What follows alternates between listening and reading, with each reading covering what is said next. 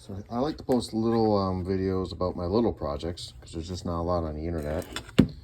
I'm going to convert my canister filter, typical one right here. I'm going to convert it to a spin-on filter. And I did a bunch of research, and I think Think Automotive probably has the best quality one. And it's been, this is their newer version, and it's called model number FC290. And Mobil comes from England, and it's a nice piece of machinery. It's very clean. I ordered the one without the oil radiator to cool the oil. That's what these plugs are here for. But mine are just plugged because I'm not using them. I'm just gonna use it for a filter. And I did a bunch of research on filters, and the one I think is going to be the best fit is going to be the NAPA Gold 1516. It's a nice size. It's got a silicon anti-backflow built in, and I think they're made by Wix, W-I-X. I usually use K&N filters, but they're made in Mexico now, and they've sucked since they converted off of USA. Fram's got some decent filters, but you gotta be careful which one you buy. But for something I'm gonna do like once a year, I think spending $10 instead of $6 or whatever is probably a good idea. So the first thing I did, because I know it's a tight fit down there, first thing I did was I got rid of my standard clutch hose, and I put in a Goodrich clutch, and I ordered that at the same time. That's this number right here, and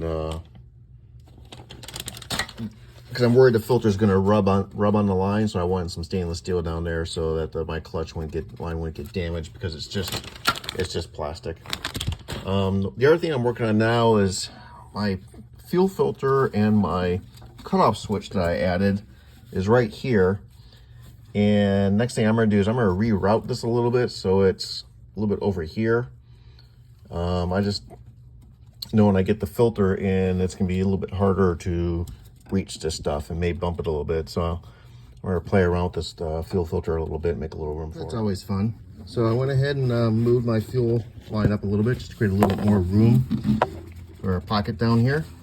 I added, this is a 5/16 fuel line. This is 1 foot up to my fuel shut off and the filter. If you don't have a fuel shut off, you're gonna need about 1.5 feet and another 6 inches up top. So about 2 feet total.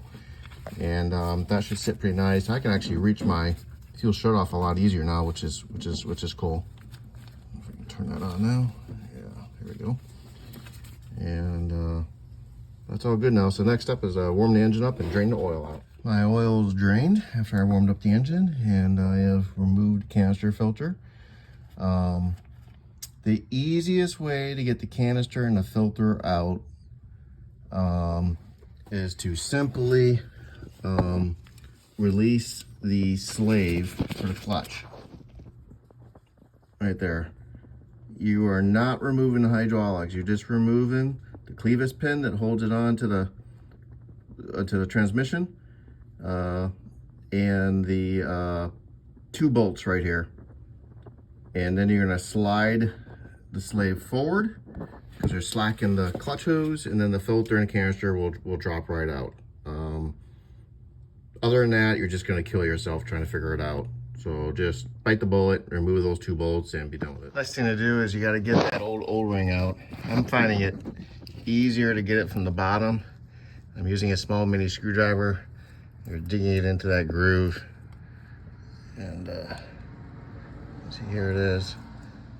You'd be surprised how many previous owners have like 2 of these in there because they didn't realize one was already in there because it gets compressed pretty small. So when you get it out, you're gonna wanna make sure you're feeling this groove up here and make sure you're scraping metal gently. And then you want to clean that groove out real good before you put the new O-ring. So I used some Q-tips go around that small ring with some solvent on it, and then I've wiped the mating surface. Now I'm gonna go back under and I'm gonna secure that slave back in place. I don't think it'll be in the way getting it back in, so I'm gonna so your new filter is gonna come with 2 seals. This seal goes in the engine block just like the old one, and then this seal goes right here. And you hope it doesn't get dislodged. What I'm gonna do with these 2 seals is I'm not gonna put oil on them. I'm gonna use some rubber grease and put it in. So the first one to go in is this one here. You wanna get that into the groove of the old one that you just took out. But first smother it in some grease to hold it in the car. And I put a little grease around the edge that's gonna mate to it. And I put some grease around that. Then I'm gonna put grease on both sides of this and stick it on there. And that should hold it nicely in place. All right, this is all greased up, ready to go, and that surface has all been cleaned. And so that's gonna go in, and you're gonna spin this 5/8 bolt till it's snug. There's no torque on it. You're just gonna have to get it snug, just like the old canister, and then check for leaks, and about 100 miles, torque it again. The consensus on location seems to be slightly cocked, like this. Dunk. Not straight up and down, but slightly cocked. So I'll see how it is from underneath when I get going. But I'm gonna put the filter on last, and I'm gonna put this on next. And again, I'm gonna get it in there and see how. And it's easier working from the bottom. The slave is okay back in place. There's plenty of room over here to get this. It's much smaller than the canister. And then I'm using my ratchet style 5/8, and I have it turned sideways right now. A little bit easier to wrench, and I want to get a little closer, and I'll point it down. Filter, and just a little bit cocked to the front. And I went ahead and finished tightening up that 5/8 bolt from the top side once I found the angle that I wanted it to be at. So far I'm pretty happy. And looks like I got some pretty decent clearance. You know, it's not hitting the clutch line, it's briefly touching the fuel line over here. I'm glad I moved that fuel filter up. It definitely gives me lots of room. Anyways, yeah, it's looking good, and I'm gonna remove the filter, put some oil in it, and tighten it up. Again, this is the 1516 Gold by NAPA. I do recommend finding a filter wrench that fits it. Fill this up with oil, make sure the rubber is covered in oil, and go ahead and insert it, and turn it by hand until you can't turn it no more, and then put the wrench on it. Yeah, maybe turn it half a turn, 3/4 of a turn, something like that. And then you're gonna go through the startup procedure and check. My engine has about 55,000 miles on it. It's not been newly rebuilt. So this is my formula for oil. For the basic oil, I use Valvoline VR1 Racing Oil, 20W50. I use it because it is enhanced from right there, high zinc formula. You need high zinc. And then I add a bottle of STP high mileage oil treatment plus stop leak, because it rejuvenates seals and gaskets, helps stop engine leaks, noise, and smoking, and it contains zinc anti-wear agent ZDDP, so that's good stuff. So I'm giving it a little boost there. And then I also put in some Lucas heavy duty oil stabilizer, not the synthetic one, the regular one. And that just all around just helps with dry starts and stuff like that, which is the purpose of this new filter, is to keep those bearings from drying out so much when it's sitting. It's gonna anti-siphon those, it's gonna keep that oil back. So anyways, so I'll probably put about 3/4 of this in, I'll dump this in, and then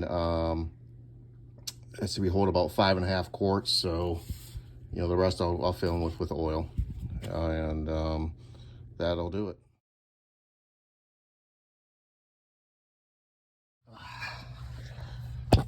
Let's see here. Oh.